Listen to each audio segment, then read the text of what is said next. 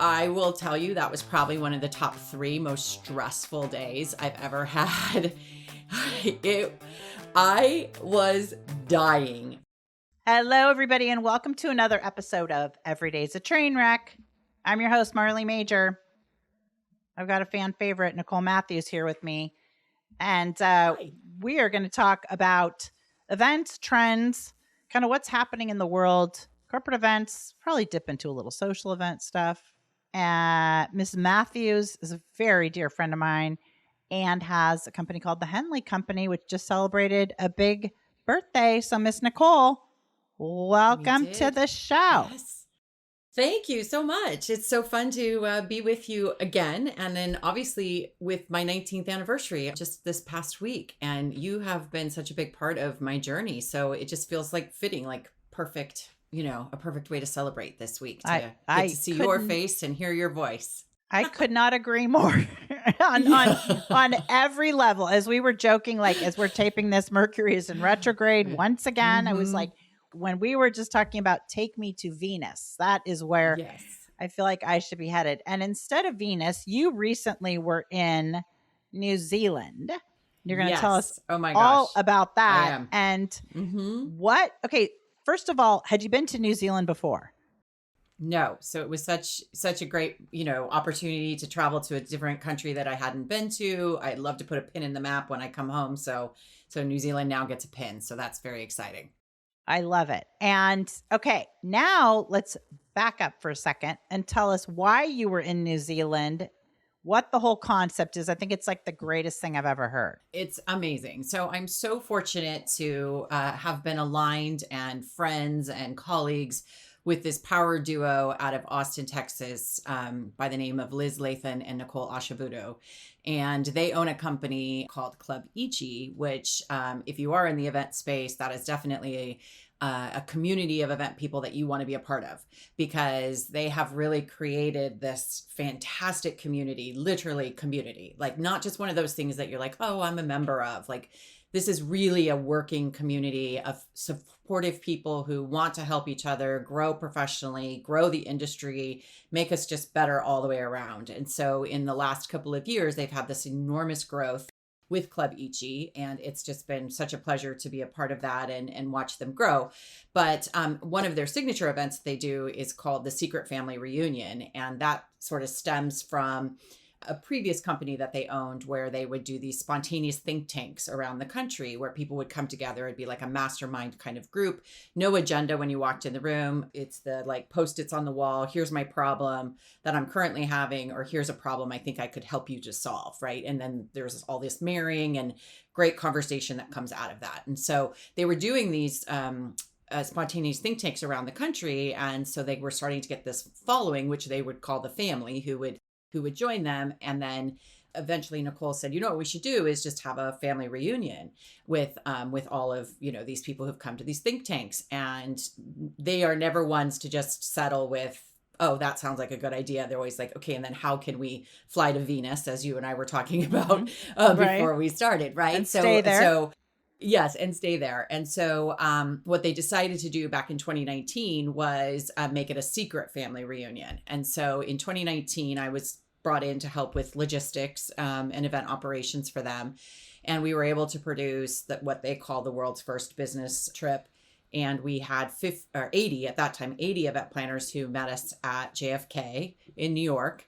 Didn't know where in the world they were going. They had all bought into this idea that they were going to go somewhere. It was going to be fabulous, but basically just come with your suitcase and an open spirit, heart, energy, enthusiasm, adventure, all of the things, right? And as part of that, they would also be doing some business masterminding. And so they soon found out that they were on their way to Tuscany. And so we did 6 days in Tuscany with them. And that was like such an amazing thing back in 2019. So fast forward, now we're into 2026.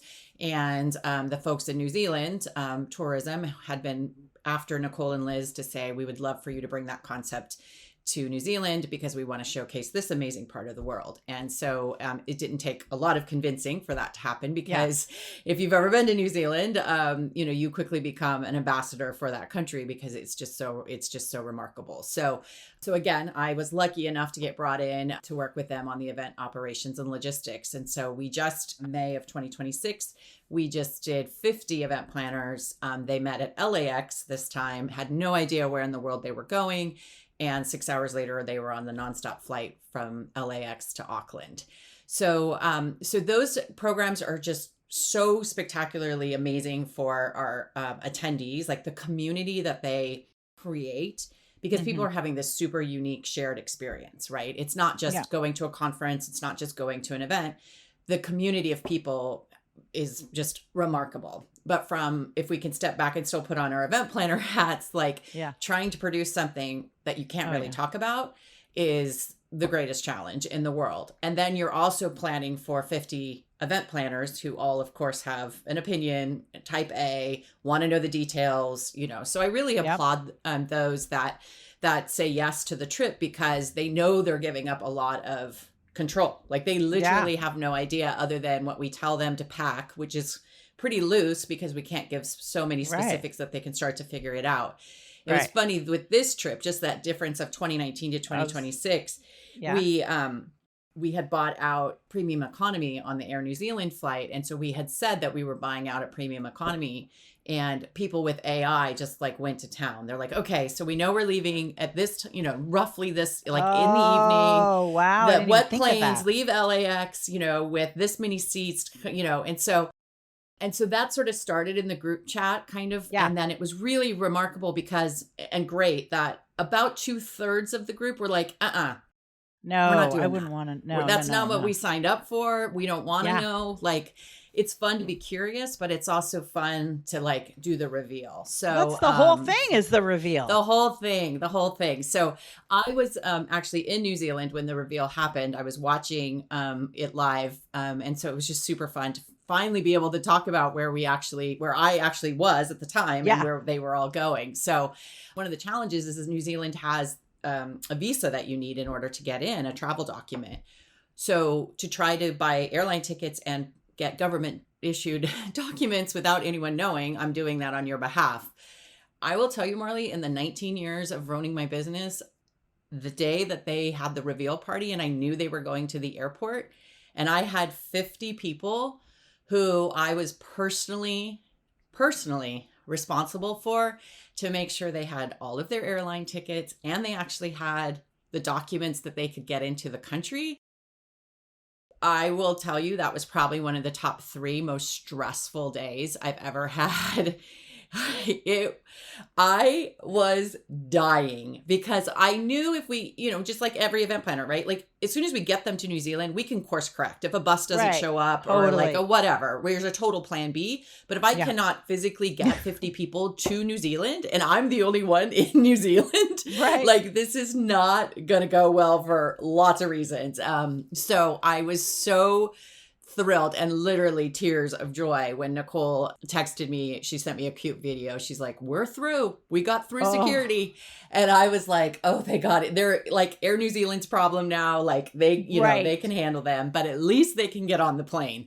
So that was the part that was just so stressful of just managing all of that without being able to talk about it. And just praying that cross my T's and dot my I's, because it could have gone real sideways real quick. Well, how do you even secure all those visas? So that's an interesting part too. I'm surprised that I wasn't flagged for human trafficking or something, because we had to complete all the information. I mean, we had permission from the attendees. We had to ask for all the information we were going to need for the forms, so we had kind of covered, we covered our bases in that. People knew we were applying for these documents on their behalf and had given us permission. But at the end of the day, it's literally filling in those forms that you need to fill in and using the same email address. And I'm not sure why somebody didn't say, why is the same email address have 50 different visas attached to it? We don't want to give anybody any ideas, but hello, human traffickers of the world. Yeah, exactly. Forget the coyotes. Exactly. Right. Not making light not making light of human trafficking at all, but it just No. was more like, why is this not being flagged? That was definitely a task. I'll tell you, a task at hand. Yeah. And who filled out the forms? I mean, that alone, I would just rather Me. jump off a bridge. Oh my Oh, gosh. Yeah, no. yes, No, I'm no. telling you. And it was one of those that you had to like pull the information from so many different Oh, places. I don't know how. I don't know how, other than the universe just was like, we're gonna give her a break. We're gonna like help her along this time.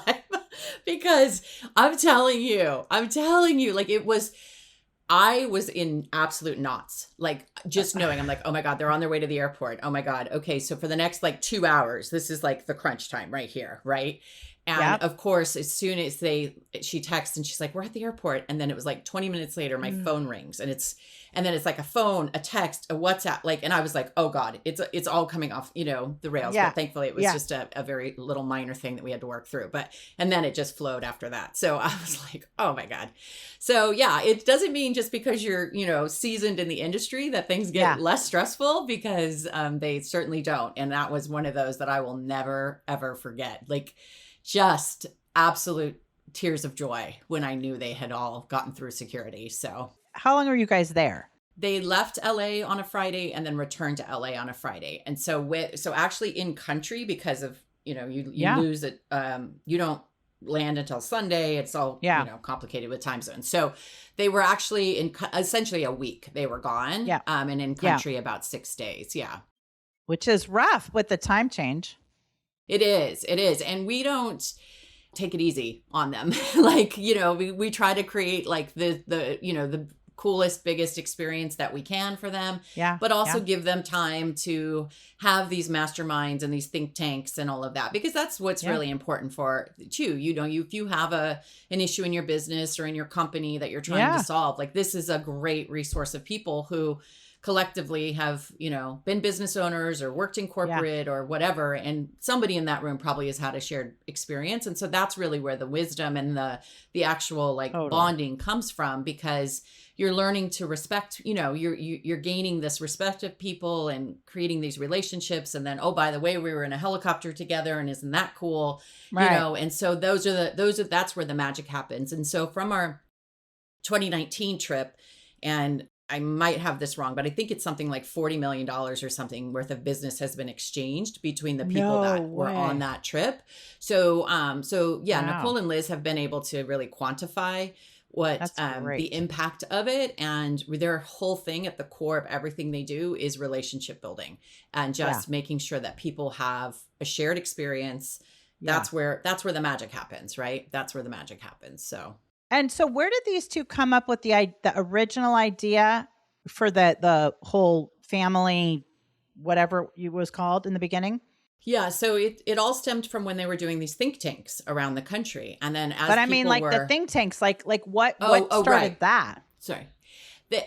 What started that was that they were attending industry conferences and they were figuring that all the good conversation was happening in the hallway. Yeah. And then of course somebody from the conference would, come through and like ring, chime the thing to be like, come on, everybody get inside.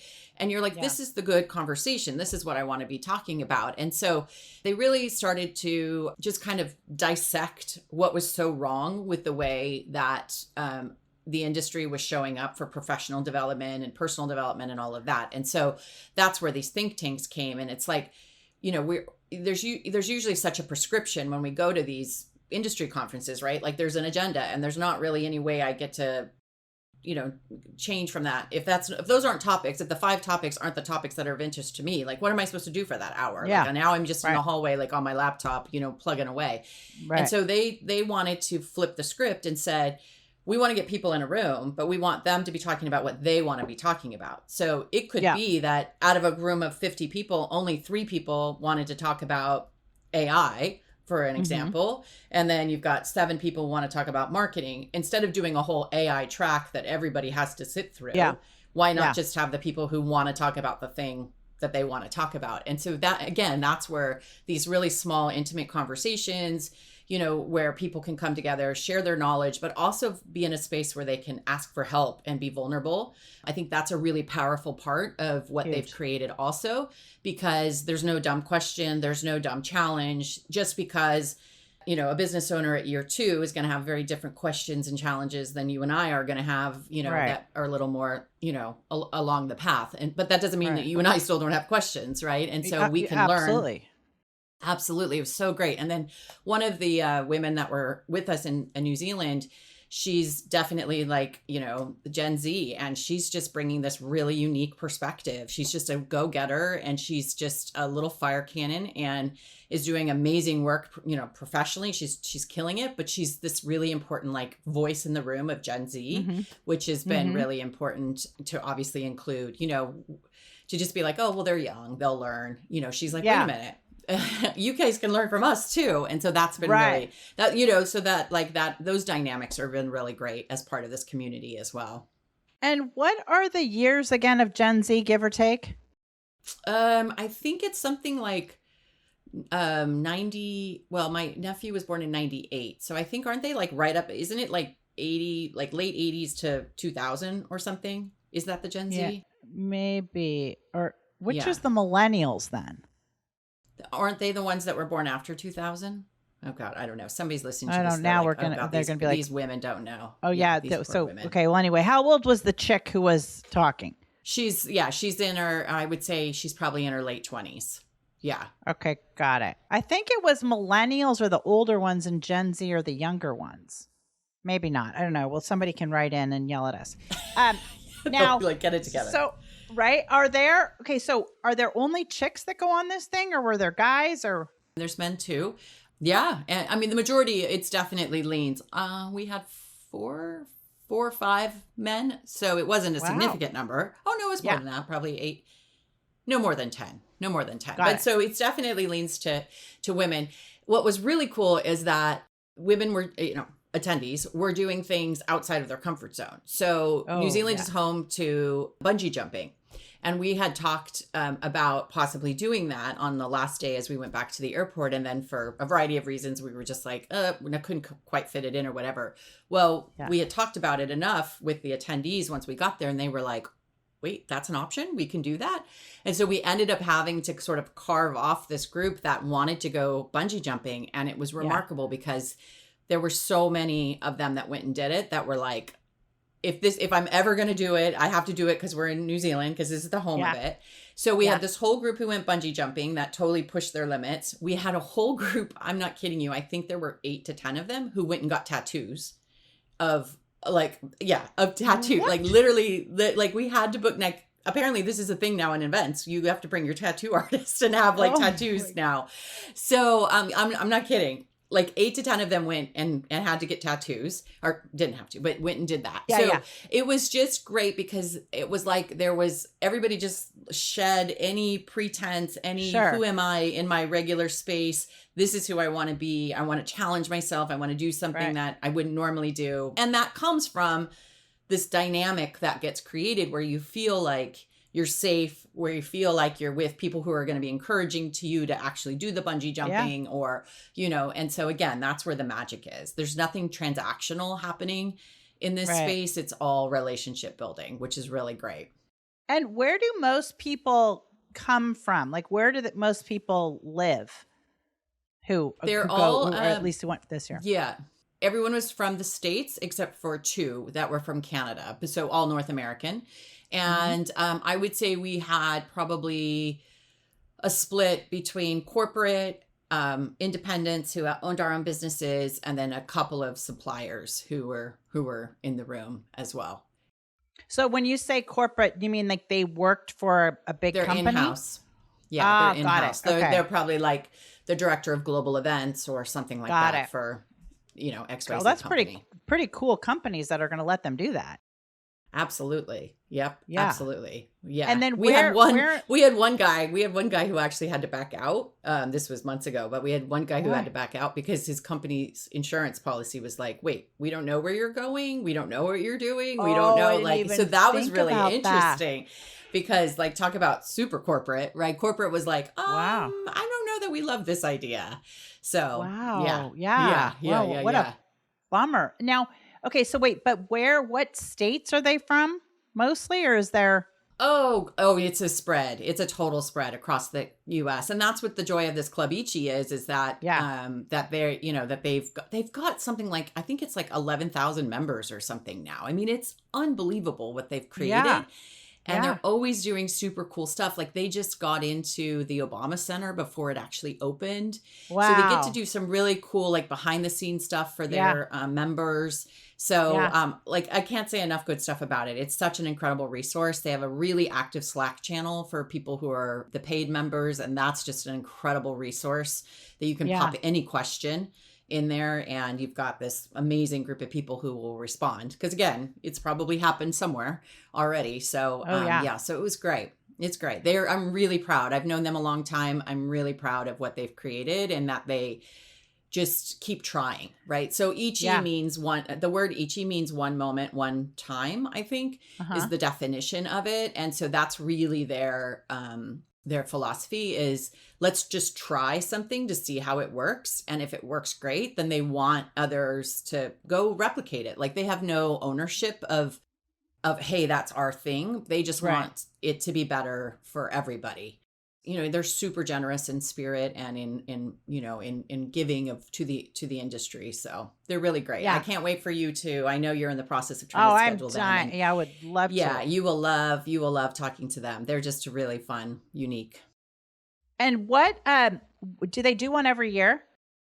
They don't. So it was 5 years between Tuscany and New Zealand.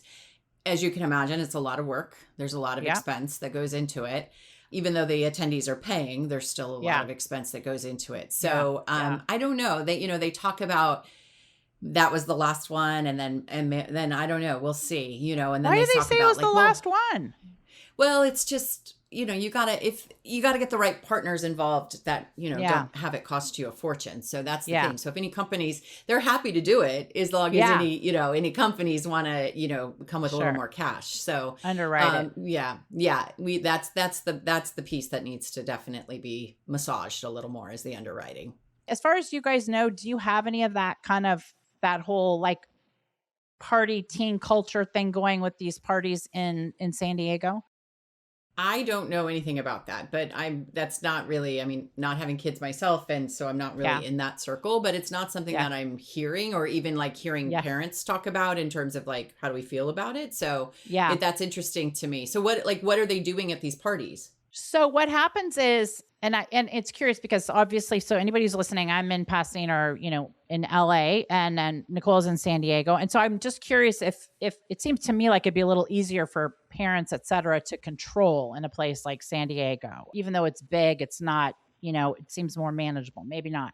So what she was interviewing is she had interviewed a bunch of these teen party promoters. So what's happening is these kids all, they're 17, 18 years old, whatever, or even 16, they find there are these like party promoters. And then these days it's really easy to promote this stuff with social media, right? So they promote that there's a party and it might cost, whatever amount to get in, something reasonable. And then these kids are all, go to this private house, and sometimes there are hundreds, sometimes there's 1,000 kids. And so these, party promoters are obviously, you have to pay before you go, et cetera. And it's a strict way to get in. And it's definitely doing things differently, of course, than we did in high school. I mean, in high school, you would, kind of like chip in for beer or whatever it was. But Right. and they're getting like, these really cool DJs and all this different stuff. But it was very interesting because she was based out of New York, and she was asking me like, how are these people getting away with renting these houses? Like, I thought Airbnb and stuff is discouraging that. I'm like, they are, but Yeah. and it's getting a lot more savvy, but these teenagers are really tech savvy. And remember, they're not building a relationship. Like our generation is all about building the relationship with the venue. Like as a party planner, you want to be able to go back to that venue and bring another client. Well, in their case, like that is not what they want. They don't want to have the same house next weekend, right? That would be boring. So it's going to be like, what's the cool house they're going to have with the pool and all this other stuff. So I was like, it can be a one and done. And so what if they, I mean, they're, as they say, everybody's kind of trying to skirt around the rules. And what she was saying is that she said these promoters were saying there are like so many houses that are just empty in LA. And she was asking me, is that a thing? And I said, yeah, but think about it. If you were going to sell your house and you took it off the market for a little bit, right? But this is a way you can make money in the meantime. Or if you don't even live here all the time, or maybe you're waiting for a permit to redo something, and so it's like, okay, you could rent the house out and a lot of times they're empty. So, kind of who cares anyway? But it was very interesting for me because, my two younger kids are 20 and 18. One of them just graduated from high school. And she was like, well, how do you feel as a mom? I was like, as a mom, I find it horrific. And here's Yeah. why, because I'm also a mom who's a party planner. So I also know how wrong all these things can go with the number of kids. Number one, let's face it. I said, nobody is looking to have these parties like in the flats where there's just like a big lawn. They want to do them in the Hollywood Hills where there's a view. I was like, so where there's a view, there's a balcony. They want to have the pool. So you want to be able to jump off the balcony into the pool, all these things. And then you add into the components of these kids are drinking and now they're microdosing, whatever it is they're doing. Yeah. And they are all these different balconies and all these houses aren't set up for that. Right. And it goes back to like, oh, there's no supervision. I mean, which, as I say, is why I sounded like a grandmother, but I was like, that's how, railings, cave in, like, give way, or that's how balconies give way, or too many people crowded, as we know, for the selfie, or the amazing selfie to post and do the whole like FOMO thing. And then I said, and don't even get me started on the insurance. To me, I said, I'm predicting that the whole thing is going to blow up. I hate to say it, relatively soon. And here's why, because they had that whole thing in, in Switzerland, that club fire, right? Where, that all that stuff is fine and dandy and sparklers and everything. And then something catches on fire. And then guess what? They didn't have the fire exits. They were locked. So that none of that will ever be allowed anymore. And I said, unfortunately, it's going to take a tragedy, and there will be one, right? So one of these promoters, because it's just too sexy, the story, right? So one of these promoters is going to have one of these things. Some kid is going to microdose or do something, or even just have a seizure. Like, let's say something wasn't necessarily caused by a party, or there's going to be a fire. And let's face it, they're all up in the windy Hollywood Hills. You can't get out. There's one way in or out. We already know we have a problem with fires. And I mean, these kids are smoking, not trying to be particularly mindful, I'm sure, of rules and ordinances. And so I said, I remember when one of my lawyers was reviewing my contract, and I was like, God, they're being so nitpicky about stuff. And I said, listen, he's like, I'm writing this contract for you because if something happens at an event, he is like, everyone is going to get sued. I mean, obviously the party planner, but the caterer, the valet, he's like, I'm going to go after, if I'm a good lawyer, he's like, I'm going to go after the the farmer who raised the cow, who made the beef for the hamburger. Obviously that's an exaggeration, but not by much. This girl, the journalist, was saying, yeah, well, I asked them and they said they can get insurance and they just go on and get this day thing of insurance. I said, yeah. Has anybody ever tried to file a claim based on that? Right. I said, because guess what? They think, oh, I need insurance. Like, I heard that. Okay, check. I'm going to go and get it. All right, it's like, are they reading the fine print of all the exclusions? No, they're getting insurance so that they can show the venue they have insurance. They're not naming the proper people, additionally insured. They're not looking at the clauses that say, hey, this isn't covered if there's a fire or if somebody falls or if, blah, blah, blah, all these different things. I said, so one thing will happen and then you're going to have a 19 or 20-year-old promoter who's going to be like, I didn't know, and 3 kids are going to die. And that's going to be the end of that night. And I really hope I'm wrong. But I said, there are no barriers to entry for the most part in event planning at all these days. You don't have to keep up a certification. you're supposed to have insurance. We all know how many people do it without. And then she was saying how there's this other whole thing of like where they're doing these warehouses in downtown LA and stuff. Well, I know that well because that's my favorite kind of spot to do parties. But she said, and then they're paying cash. And how are they doing that? And I said, well, think about it. These warehouses are not zoned to have 1,000 kids in them. They are not zoned by the fire marshal to have X number, this many people in them. They are not. So all these different things. And so of course they're paying cash. It's like golden handcuffs, right? The venue's taking, is it any venue who is encouraging cash payments is most likely not reporting the money to the IRS, or not all of it, right? And then anybody who's a kid who wants to pay that kind of cash, right? Like everybody's kind of in it together, and it's a mutually beneficial relationship until something happens. But once something happens, then, as they say, all hell's going to break loose. But I said, otherwise, who would want to deal with anything in cash? I mean, then you can get robbed. I said, why wouldn't you just do a wire transfer? Big deal. Next, but it's because there's something, an underage person is doing it, or the venue is like, oh, I'm not going to declare all this, et cetera. But it is very interesting. And I said, the other reason I think it's happening is because I said, this group of kids, they were the ones that, experienced the pandemic, where they got totally isolated. They really started getting depressed. They've got then all these mental health and anxiety struggles now. And we know one of the keys to happiness is having the connection with other people. So in the one hand, I think it's amazing that they actually are connecting with somebody other than via text and having like a one-on-one conversation.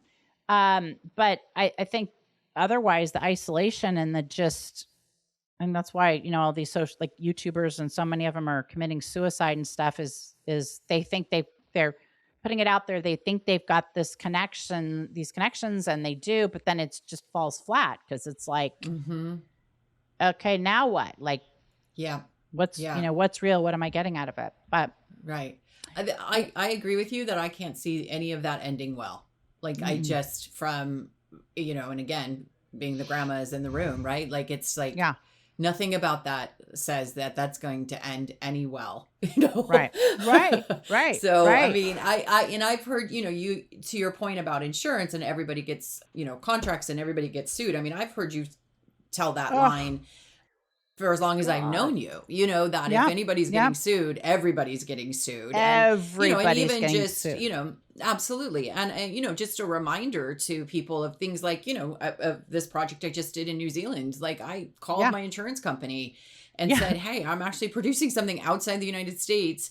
And so I had to pull an international policy for my regular policy. Okay, fine. I understand that. And then when we decided that people were going to be on helicopters, like, it's like, calling them back to say, oh, by the way, I'm going to probably have 50 people on in helicopters. Like that. Unfortunately, those aren't, you can't hide any of that information from your lawyer or your insurance company, nor should you. Right. I mean, nor should you, but with social media, forget it too. Right. Right. Absolutely. Absolutely. Yeah. So, and oh God. But it was really interesting. And she just said, well, it sounds like some of these parents are really cool with the kids drinking and stuff. And I said, yeah, that story is as old as the hills, right? Like, as long as I know where they are or whatever. But this takes on a whole new level.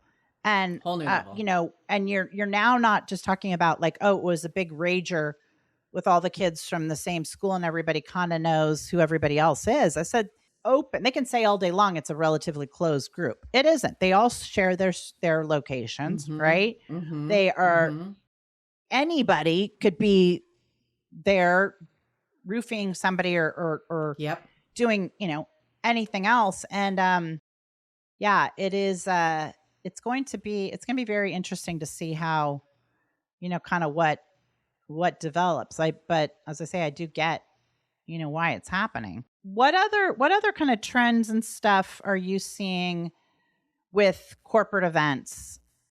Well, I'll segue just a minute from corporate because actually just this week I had a lunch with about 20 event planners in San Diego. One of our hotel colleagues brought us together because he was starting to see that nonprofits were not rebooking or booking for their galas.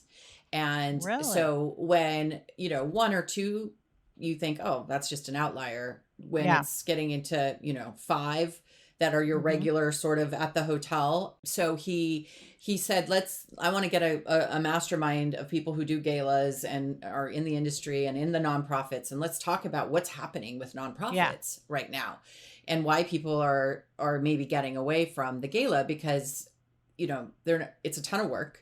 They're not necessarily Yep. yielding the income that they need them to Nope. yield, right? And so Nope. it was a really interesting dialogue with these, other kind of senior planners around the table Yeah. that, we were all talking about like what makes a great gala and when do you know to either continue to do a gala or to be like, we're not doing that anymore.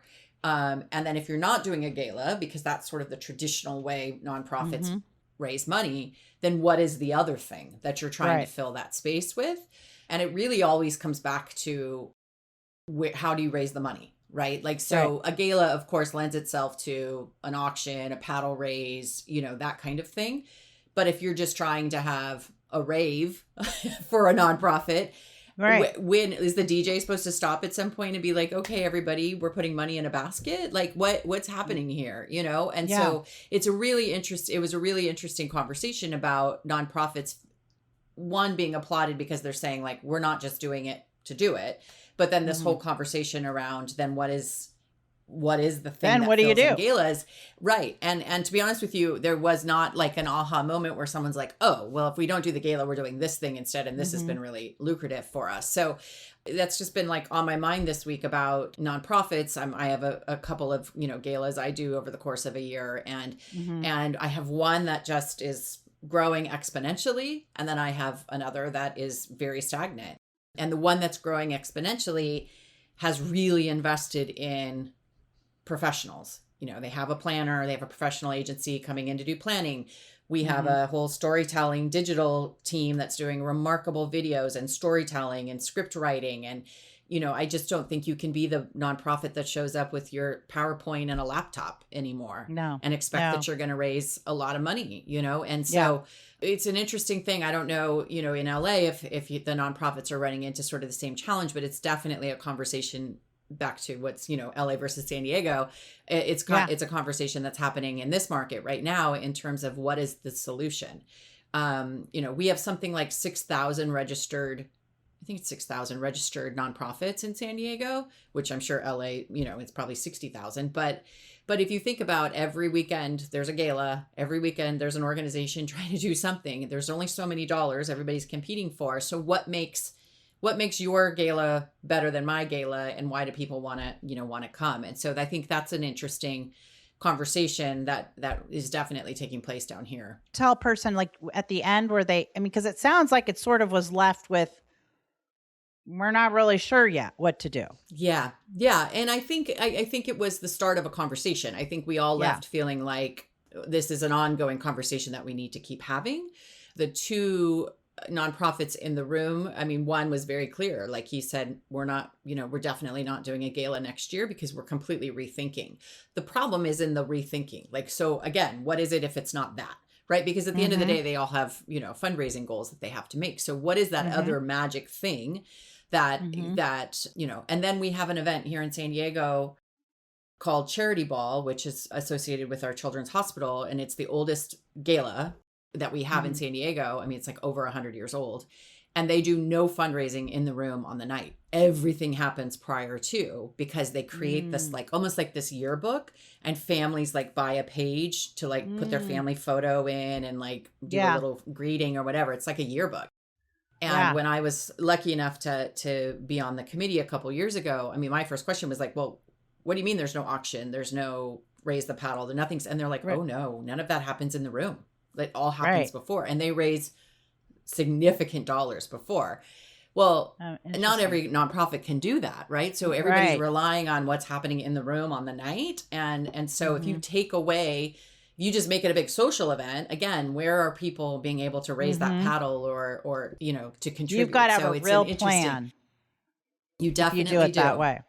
Yeah, you definitely do. So, so that was really interesting. And again, it goes back to kind of this, these relationships and community, right? And gathering. I commend my colleague at the hotel who said, wait a minute, I got to figure out what's going on here. So let me get let me get the masters in the room who all are working in this space, who are making these decisions to have these conversations. And so there's a lot of power in that. And so, I would encourage anyone listening to just do that. I mean, even if it's 5 people, or I think there was 20 of us total around, at this lunch, but it was really time well spent and very interesting to listen to the different perspectives that were in the room. So I love that. Yeah. Well, Miss Nicole, this has been amazing. How can people find you on social media? How can they reach out? Yes. So the henleycompany.com is the website. My Instagram is Miss MS Nicole Matthews with 2 T's. And you can always find me on LinkedIn also, Nicole R. Matthews. I love it. Well, you guys, you can find me at the Party Goddess on Instagram. And Nicole, thank you so much. Congratulations on your always happy 19 years with the Henley Company and all these great ideas and kind of digging in. So I hope you guys enjoyed it. If you haven't already, please check out our YouTube channel, The Profit Goddess, and watch the videos, because I think videos just great. Sometimes much better than just audio. So check it out there. And if you haven't subscribed or liked, please do. And most importantly, forward this to a friend who is thinking of they need some new ideas or they need a planner. This is a place to be. So I'm Marley Major and super excited to wrap another week of Every Day's a Train Wreck.